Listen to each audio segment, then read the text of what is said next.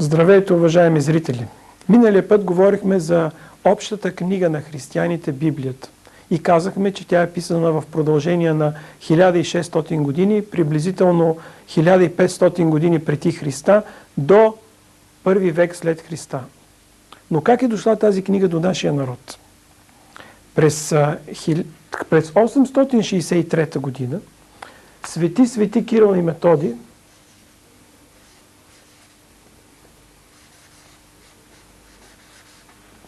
извършват превод на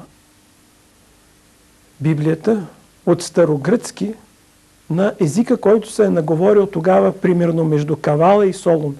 Това е бил славяно-български език.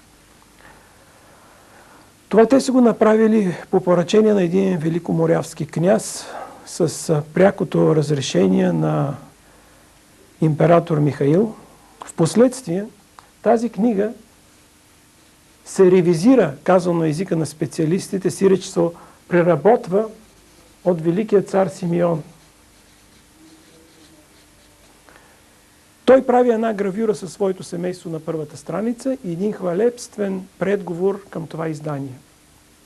Впоследствие тази книга бива открадната от един руски княз, Светослав, и по-късно бива открита от неговия син Владимир.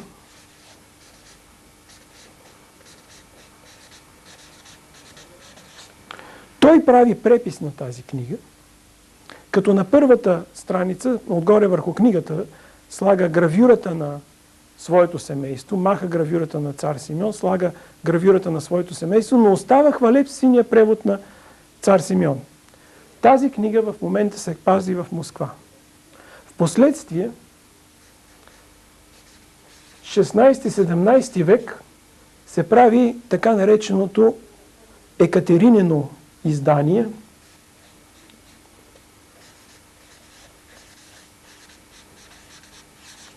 И това става Библията на църковно-славянски език. През 1925 година колектив от авторитетни български богослови правят превод от руски и до нас достига Библията в приблизително този вид, така нареченото синодално издание. В последствие до 1982 година се правят основни преработки от български богослови, от Софийския университет и други от Българската православна църква, и тази книга достига в този си вид до нас днес. Това е така нареченото синодално издание. Той е превод от руски през 1925 година. Миналия век, през 1840 година, великия българин Неофит Рилски прави един превод, тук имате едно малко по-късно трето издание на Неофит Рилски, на Новия Завет, и той се разпространява по време на турското ни робство масово из тази страна. Хора с магарета са го разнасяли и са го разпространявали. Върху него може би са се клели възрожденците или революционерите. Също така този превод е бил издаден като няколко следващи издания. Да го наречеме превод на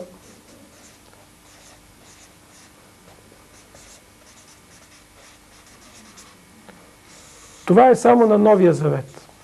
Не цялата Библия. Миналия път казахме, че Библията се състои от Стар и Нов Завет. Паралелно с това обаче, Константин Фотинов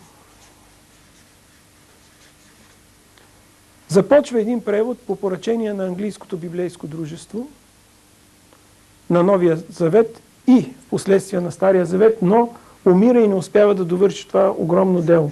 Това огромно дело се поема от дядо Славейков,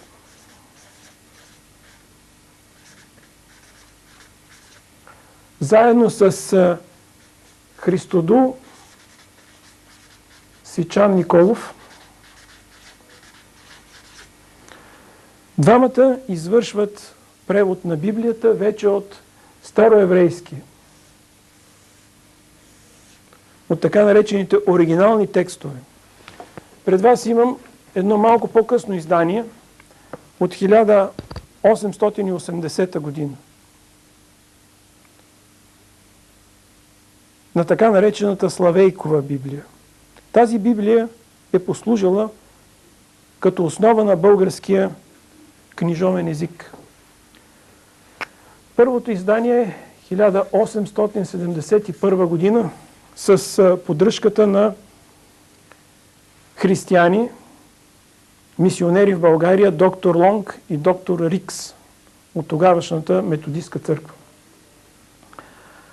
Впоследствие се извършват 1925 година една ревизия и през 1940 година, които до голяма степен по-скоро по езика на специалистите, като че ли влошават изданията. Искам да ви представя една Библия, която излезе през 2000-та година, декември месец. Най-напред в един по-консервативен стил. Това извърши едно издателство, една фундация, чието представител съм аз, издателство Верен. Тази Библия е плод на 10 годишен труд и е направена на базата на преработката на превода на дядо Славейков. Интересно, че ние се постарахме да направим едно издание, което има доста, да не го наричаме скандален вид, но твърде модерен вид. Защо? Защото мислиме, че Библията е една книга, която не е просто мухлясала и книгата на нашите баби и на нашите дядовци. А това е една книга, която съдържа много модерни неща. Модерно послание до всеки един човек. Една книга, която говори за дълбините на Вселената, говори, че оттам ни гледат велики същества, като най-великото от тях е Бог. Говори по какъв начин ние можем да живеем след смъртта, ако желаеме, и още много такива прекрасни неща.